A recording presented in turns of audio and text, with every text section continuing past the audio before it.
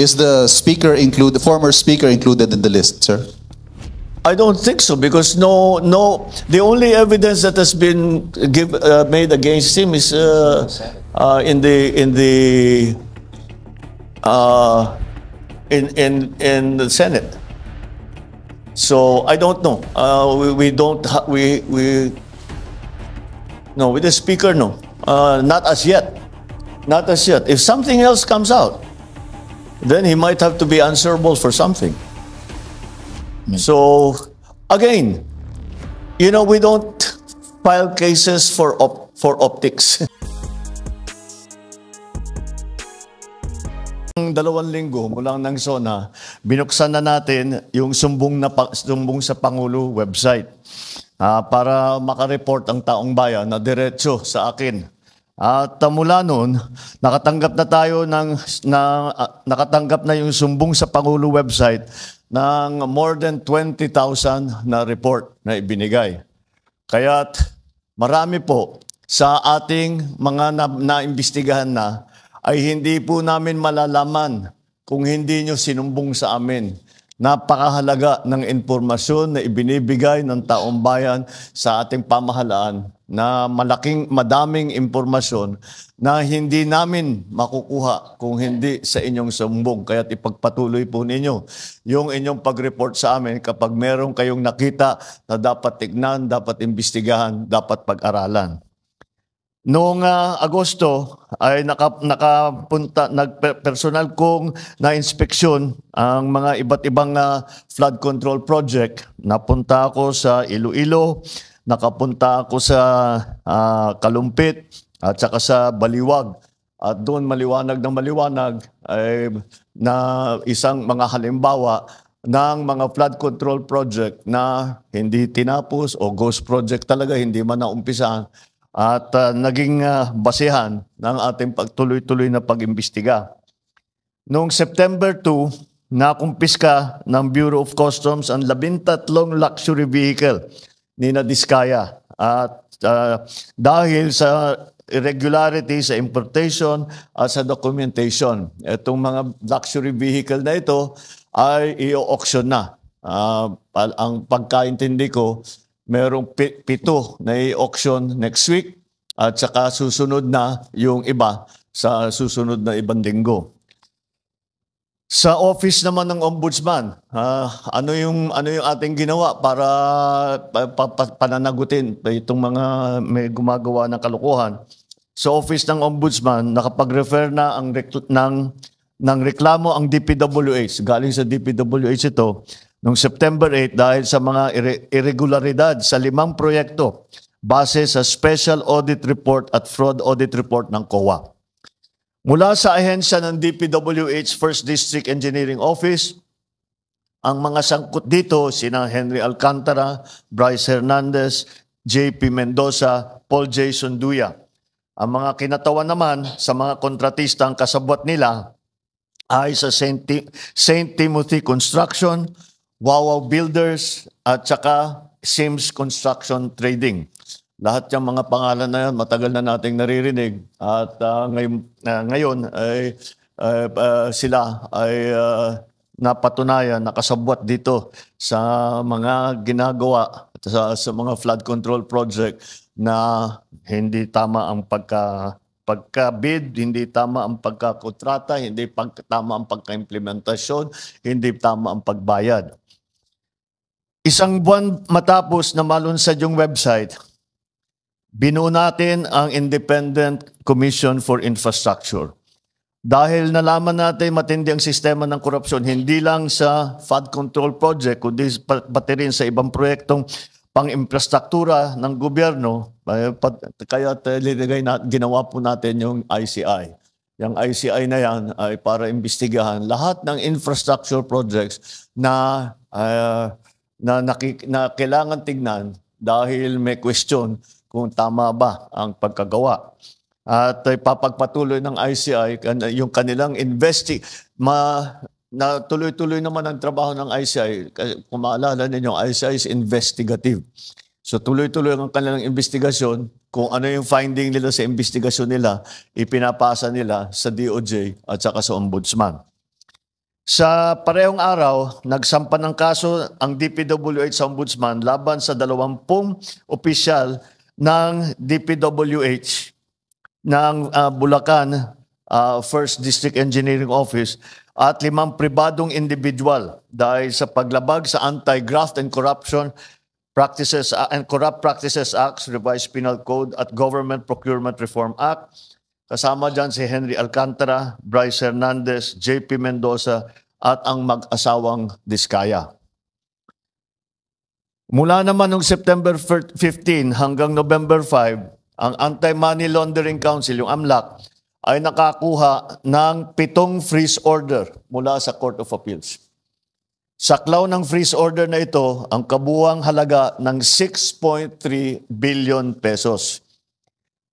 Nagsimula na ang Solgen na magbuo ng forfeiture case para itong 6.3 billion pesos ay mababawi ng pamahalaan at itong perang ninakaw ay maibabalik sa taong bayan.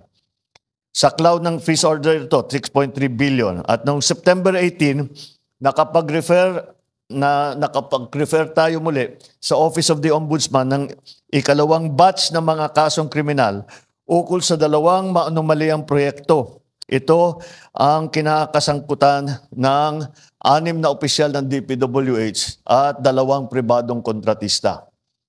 Andito yata, ayan, these are the cases. No? Mula naman noong September 29 hanggang November 6, nagsumiti na ang ICI sa Office of the Ombudsman ng criminal at administrative cases laban sa 37 individual na konektado sa mga maanomaliang FCPs. Kabilang dito mga kasong graft and corruption, malversation, falsification, plunder, paglabag sa Code of Conduct for Public Officers.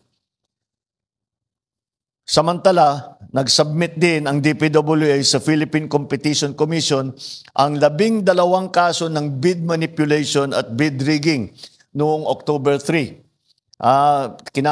Kinasasangkutan ng 6 na pribadong kumpanya.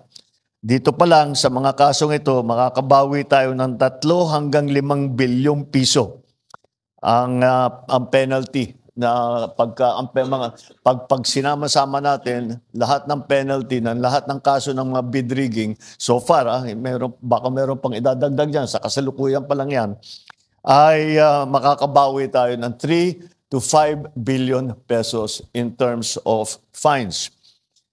Nito namang October 23, nagsampa ng kasong malversation at paglabag sa Anti-Graft and Corrupt Practices Act ang DPWH laban sa 21 opisyal ng DPWH La Union 2nd District Engineering Office at Davao Occidental District Engineering Office at 4 na pribadong individual.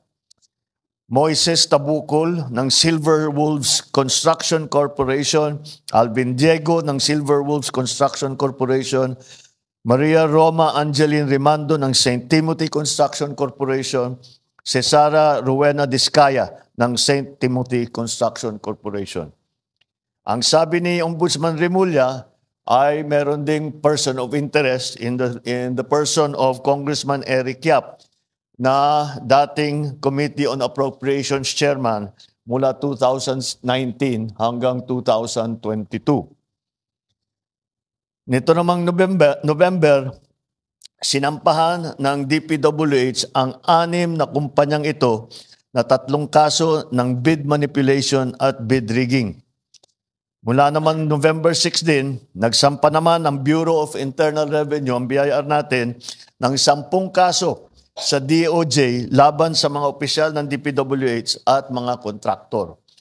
Umaabot sa 8.86 billion pesos ang kanilang tax liabilities. Ito ang mga tax na ang buwis na hindi nila binayaran at nakita ng BIR upon investigation. At ngayon, nakasuhan ngayon sila upang mabawi ang kanilang utang sa gobyerno dahil sa buwis na hindi nila ibinayad. At siyempre may mga multa yan dahil sila hindi nagbayad. Ito ay tax liabilities na sangkot sa mga kasong tax evasion at failure to file accurate information. Tinutukan din ng administrasyon ang mga reforma para sa mga ahensya upang matiyak na magagampanan nila ang kanilang mga tungkulin at maiiwasan ang mga anomalya at irregularidad sa mga proyekto. Sa Public Works, sa DPWH, nagpatupad ng blacklisting mula sa mga kontrata ng gobyerno sa lahat ng kontratistang sangkot sa ghost or substandard na mga proyekto.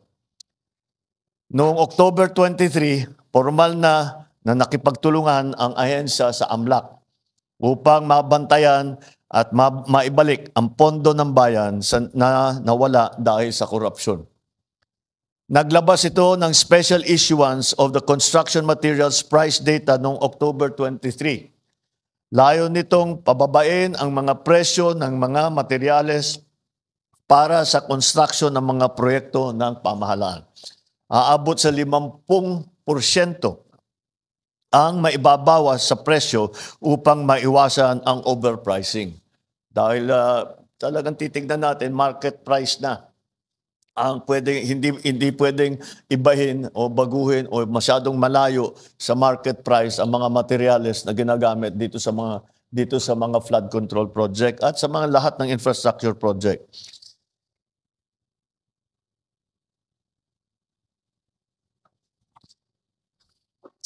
Ang ginawa naman ng DTI matapos na kanselihan ang PICAB, ang mga lisensya ng 9 na kontratistang konektado kay Sara Diskaya, ipinatupad ang mas mahigpit na mga regulasyon sa kontraktor.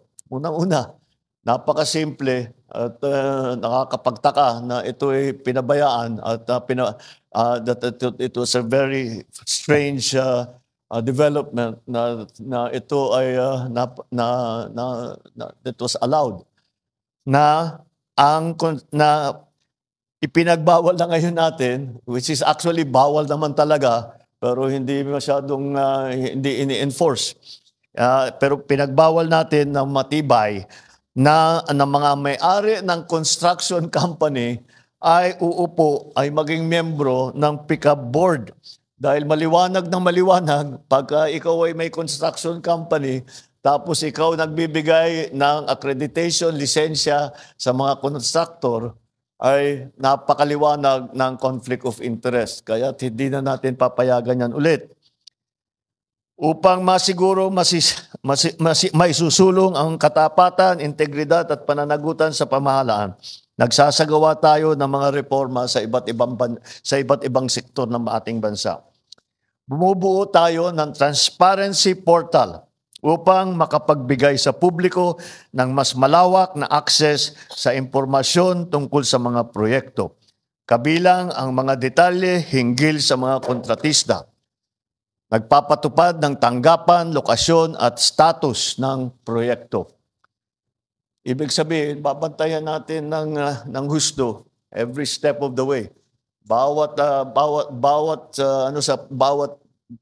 hakbang sa prosesong ito ay babantayan natin na mabuti para pag may nakita tayong hindi tama nagawa o against the rules and regulations ay makikita natin kaagad at hindi na natin pababayaan na makikita lang after 2-3 years kagaya na nangyayari ngayon. Magpapatupad din tayo ng mga systematic na reforma sa 3 pangunahing larangan upang maipabuti ang transparency, ang security ng ating datos, ang pakikilahok ng mga mamamayan sa pagsusubaybay ng ating mga proyekto. Mga reforma sa design process upang mas mapabuti ang papaplano, maiwasan ang mga risk at masiguro na data-driven ang mga batayan at pagdidisenyo. Mga reforma sa bidding at sa procurement upang mapalakas ang kompetisyon, katapatan, integridad at maiwasan ang mga possible risk factor sa buong proseso ng procurement. Mga reforma sa proseso ng pagbabayad upang matiyak naman na ang pondo na nilalabas natin para sa mga proyekto ay talagang tapos na. Dahil marami tayong nakita, completed, bayad na, hindi mo naman mahanap yung project, ghost project. O kung may makita kang man project, hindi kumpleto, substandard. Kaya patitibayin natin ang proseso para tiyakin natin na lahat ng kontrata ay ma-implement na mabuti. Mga reforma rin sa proseso ng pagbabayad para tiyakin natin. Yun ang ating mga gagawin. Meron tayong nakita na bagong smart technology na ginagamit na ang AI. Ito ay titignan lang. Ang tinitignan niya, yung AI, tinitignan niya yung proseso ng kontrata. At pagka merong hindi tama ang takbo ng proseso ng kontrata, ay magfa-flag yan. Kailangan magfa-flag. Tignan niyo ulit ito. Dahil mukhang may problema, hindi tama ang ginawa. At may question kung talaga bang merong project na ganyan. May nagque-question kung merong maganda ba ang pag-implement ng proyekto. Kaya gagamitin natin lahat ng paraan na nasa atin, pati nga hanggang AI, lahat ng smart technology na ating nakikita na lumalabas, ay gagamitin natin lahat yan para inspeksyon. Una, meron tayong smart technology para tignan kung ano ba talaga ang standard, kung maganda ang pagkaayos. Ito, tinitignan yung kung talagang linalagyan ng rebar, kung makapal talaga yung konkreto, yung semento sa tamang specification. Yung isa pa naman, yung isang smart technology na gagamitin natin, yung aking nabanggit, titingin sa proseso ng kontrata para pag may nakitang hindi tama, ay makikita natin kaagad. Maglilista yun, makikita natin, babalikan natin at imbestigahan natin bakit ganyan ang nangyari. Alam nyo, ay lahat naman tayo ay nais natin na makamtan ng kaagad ang hustisya. Ngunit kung may aral tayong natutunan sa nakaraan, ito ay ang mas mabuti na maging mabusisi tayo at tumagal ng kaunti kaysa magmadali at magkamali. Alam mo nyo, kinakatakutan namin na yung mga alam natin na talagang kasabwat dito sa kawalanghiyang ito ay makakalusot sa kaso dahil because of a legal technicality. Dahil nagkamali tayo sa pagbuo ng ebidensya, dahil hindi maganda ang ating pagpresenta ng kaso, o nakalimutan natin pumirma sa isang dokumento, yung mga maliliit na bagay na ganyan, nalalaglag ang kaso dahil dyan. Kayo mga reporter, alam na nyo, nangyayari talaga yan. Kaya tinitiyak namin na pagka kami ay sumampa ng kaso, yung kasong yan ay hanggang sa dulo ay matibay ang kaso. At kung sino man ang mga guilty, ay sila naman talaga ay mananagot. At kung kailangan, at kung huhusgahan sila ng korte, ay makukulong sila. Sa bawat segundo na ating ibinibigay sa investigasyon, tinitiyak natin na ang bawat kasong isasampalaban sa mga abusado ay may sapat na ebidensya at hindi hahantong sa pagbabasura ng kaso.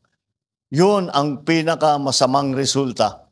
Yung alam natin na guilty, ngunit nagkamali tayo sa pagbuo ng kaso, nagkamali ang DOJ o nakalimutan, ay mawawala, masisira yung kaso natin, hindi natin mapapasagot yung taong yun o yung kumpanyang yun. Pananagutin natin lahat ng may kasalanan. Ibabalik natin. So tatlo talagang ating ginawa rito. Unang-una, sinampahan na natin ng kaso yung mga may ebidensya tayo na meron silang kinalaman dito sa mga korupsyon na ito. Pangalawa ay tinitiyak natin na ang kanilang ninakaw na pondo ay maibabalik sa pamahalaan upang magamit sa tama ang mga perang yan.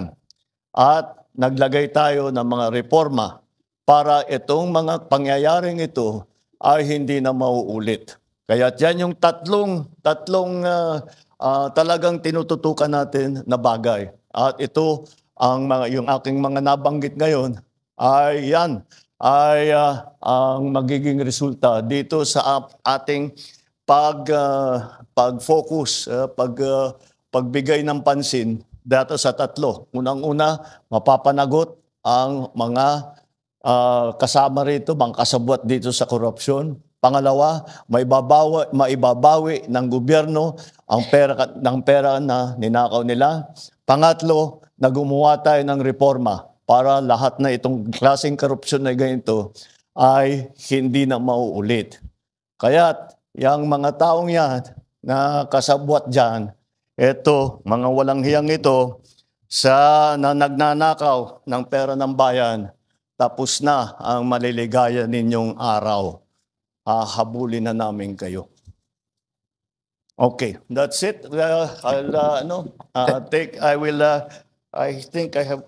It's already there. Thank you very much. Maraming salamat, Mr. President. Ladies and gentlemen, the President is running a tight schedule today, as you know. So we'll just take. I'll take two questions. We'll take two questions from the floor. Yeah. The first question will be from Alvin Baltasar. Mr. President, magandang umaga po. Mr. President, nabanggit nyo yung sa presentation, meron ng mga nasampahang kaso at ang hinihintay po talaga ng taong bayan, merong makulong. Ang tanong ko po, Mr. President, kailan po kaya mangyayari na may makukulong at kailan po ito? Palagay ko, hindi palagay ko, alam ko, bago magpasko, marami dito sa napangalanan dito ay palagay ko nasa matatapos na yung kaso nila, buo na yung kaso. Makukulong na sila. Wala silang Merry Christmas.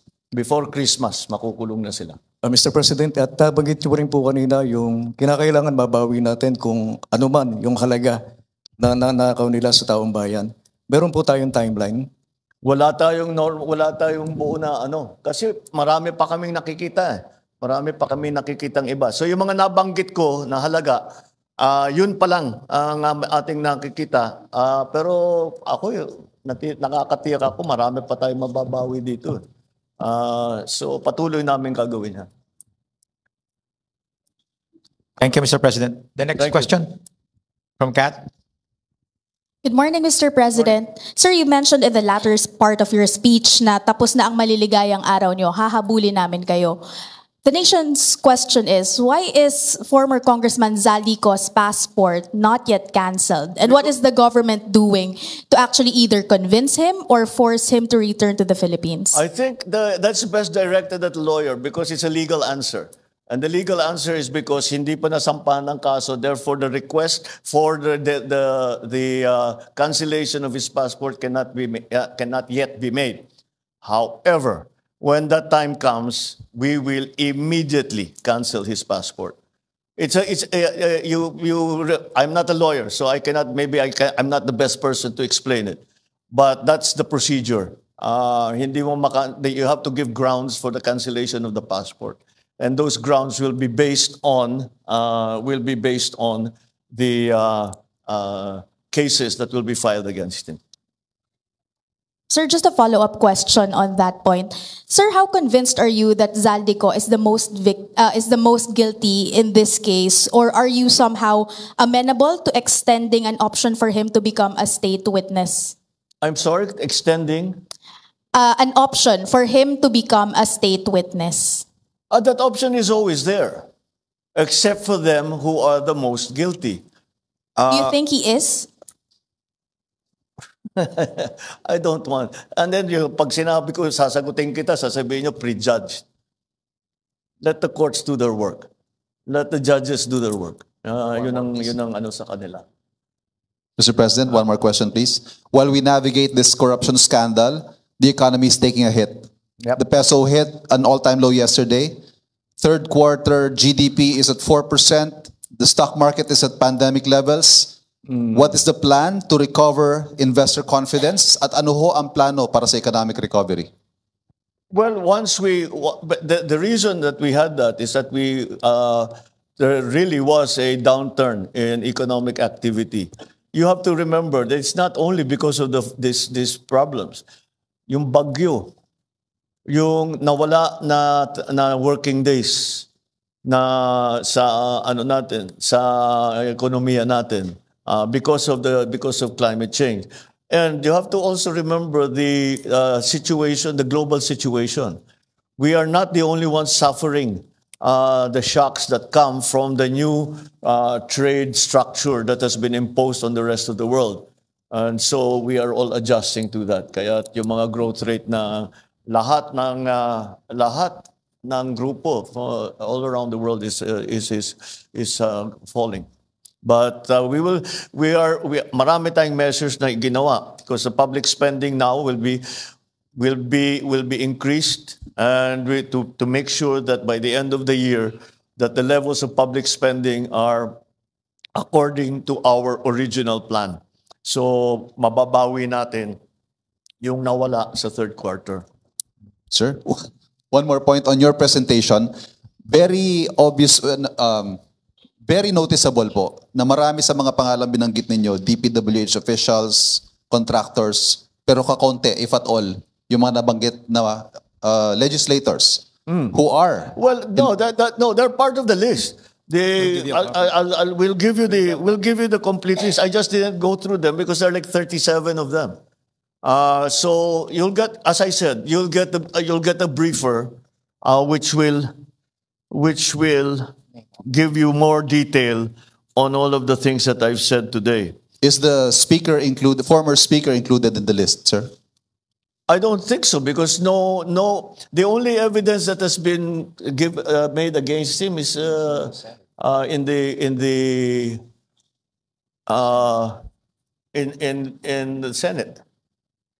So I don't know. No, with the speaker, no. Not as yet. Not as yet. If something else comes out, then he might have to be answerable for something. So, again, we don't file cases for optics. We file cases to put people in jail or to make people answer. I know that there are many, many suggestions of who else we should file cases against. Well, we're fine with that. Provide us the evidence and we will file cases against them. Kaya sinabi ko, napakahalaga yung sumbong sa Pangulo. Dahil marami kaming nakukuhang impormasyon dyan. So, pagpatuloy ninyo yung inyong pagsumbong. At bigyan nyo kami ng lahat ng ebidensya na meron kayo para magamit natin, para kasuhan kahit sino. Walang immune dito walang exempted dito